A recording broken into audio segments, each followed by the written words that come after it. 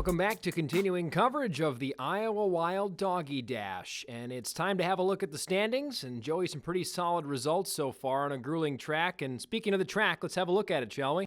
It sure is, Ben. Let's have a look at this track. So if you look here closely, I'm gonna illustrate for you. We're gonna draw our players here right on the goal line. Nice little stick figure because I'm artistically challenged. But we'll put the player right there in the crease with man's best friend right there next to him. Those long legs to make sure they're getting across the ice quickly. We'll make sure we add in some ears and a tail. So the race starts. Our skaters are going to go in and out of the cones, outside to inside, all the way through until they get to center ice, where they're going to stop and wait right here at the dot. They're going to wait right here and wait for their best friend to come running down the ice to meet them. And as soon as that pup crosses the center ice line, the time will stop. Coming up, we've got some great racers, as I was mentioning, out of the Mermis camp. It's time to see Kaiser step up to the starting line.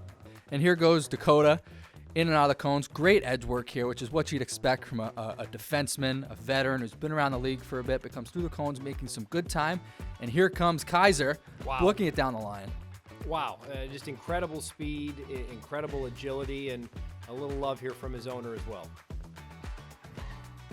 So Kaiser and Dakota wrap up their race, and we'll tack him on to the Doggie Dash results in a spot with the silver medal as it stands right now. And let's keep in mind the cellar-dwelling Nick Swaney and Peach are a little bit on the younger side, so we're expecting some growth from a pup in Peach that hasn't even celebrated her first birthday yet. Our next heat features Stephen Fogarty and his dog Rambo. Some military background to both. Ben, oh no. What did I miss? Did you catch that? I think we got a false start, well, which Steven's is just still skating here. I know, it's just a shame. But look, I mean, Rambo's already at the finish line. Can we get a replay?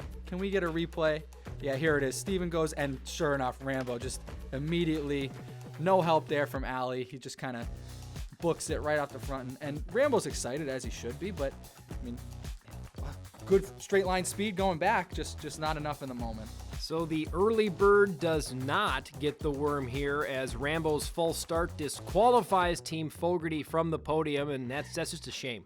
Joey, 25 years, you and I have been right here in these confines, shoulder to shoulder, watching these races, and we've seen false starts, but not like that. Full commitment on the false start from Rambo. He goes all the way through the finish line in pretty good time, I might add, but the false start, unfortunately, will disqualify him. You hate to see it. You just hate to see it. Yeah, I think we should hear from the man himself. Perfect timing. The man himself, Stephen Fogarty, trainer of Rambo, is down at center ice with our rinkside reporter, Lenny. We're down here at center ice with Stephen Fogarty, whose dog Rambo ran a strong race today. And at the time, Stephen, you guys had what we thought was going to be the winning mark, but a false start sunk you guys.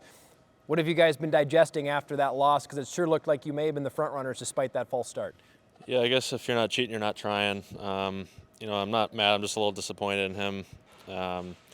He's a great locker room guy, and you're never gonna, go at his effort. You come from a military family. I could tell that Rambo, not only a military name off the movies, but really well behaved on the goal line before you were about to take off. Were you surprised that the false start happened of such a clearly well-trained dog?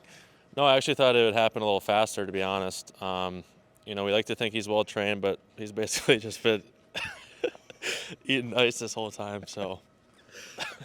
Lastly, Stephen, an off-season regimen as you get ready for next year's race. Anything that you'll change up for Rambo? Apparently there's nothing he's going to change up for Rambo. That's Stephen Fogarty.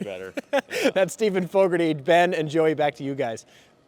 Moving along to our next race, and Joey, this is a big one, the moment we've all been waiting for. The heavy odds-on favorite in this Iowa Wild Doggie Dash, Walter, who will have his trainer Zane McIntyre with him. And talking to Zane earlier today before the race, there was a lot of stress put on this dog. He's been a favorite for so many of these races, and McIntyre says that they've handled the stress by really taking care of the grooming side on Walter. Yeah, they sure have. Walter got a fresh perm coming into this race today, and believe it or not, that makes a dog pretty fast. Well, we'll see about that as the freshly permed Walter is on the starting line and ready to go. Here's Zane McIntyre with a little bit of help from his wife Mallory and his daughter Miriam. Zane's taking off, and he's a little hesitant to start, but he looks sharp. Great edge work, and people don't always talk about goaltending and skating Ask anybody. Ask Richard Bachman, Wild goalie coach. Skating is a major part of goaltending, and Zane's got that too. We got a great start here off the jump. Walter coming all straight through the finish line, and you know what, Ben? I think we've got a new leader. That's a high caliber race right there from Walter. I would be shocked if Walter does not reach the top of the podium as we sit now after the race, and that's indeed the fact. 13.87 seconds from Walter on an astounding race, and that perm must have really helped out, just like you mentioned, partner. Speed kills. So with a new racer atop the leaderboard, now it's Charlie's turn. Another member of the heralded Team Mermis, though there have been some complaints filed about Team Mermis getting 2 contestants. Well, you know what, Ben? He's the captain, and when you're the captain, you can do what you want. But Charlie's a long shot to make the podium, more of an experience for the young pup than a true title contender. But I don't know, that looked like a pretty good time. That sure did. Some electrifying speed from Charlie across the red line at center ice here, and so we'll have to wait and see if that is the winner, but it might feel like we may have a rags to riches story on our hands here, Joey. How do you like that? Charlie with the longest odds we've ever seen for a racer in the history of the Iowa Wild Doggie Dash, and he takes home the checkered flag. Joey, a true underdog story. From the pound of the penthouse, from kibbles and bits to filet mignon. I never thought we'd see the day. Well, the day has arrived, and our champion has arrived at center ice as well. He's down rinkside with our rinkside reporter, Lenny. Thanks, guys. The energy, the entertainment value, this place is rocking. It's been an incredible afternoon here. The dogs are still running rampant all over the ice. We're here with the winner, Dakota Mermis. Your dog, Charlie, your dog, Kaiser, both racing in these races, and I've been told Kaiser was the favorite, yet Charlie comes out on top today. Yeah, Kaiser is usually the agility champion in our house, Charlie had the advantage, I think, of going last, and so he took advantage of that. Was Charlie hungrier last night, would you say, than Kaiser? Did he have more to get prepared for and more energy, you think, last night? Was he more focused, you think, than Kaiser? Yeah, you could tell when he got to the rink here, it was a statement game for him, I think. And he just brought it. He brought his game, and he executed. The pageantry of this whole race, top to bottom, it's one of the best American Hockey League dog races you'll ever find, isn't it? It is, yeah. I mean, we had tough competition. Walt set the bar high on that third race there, so that was, thanks, Charlie.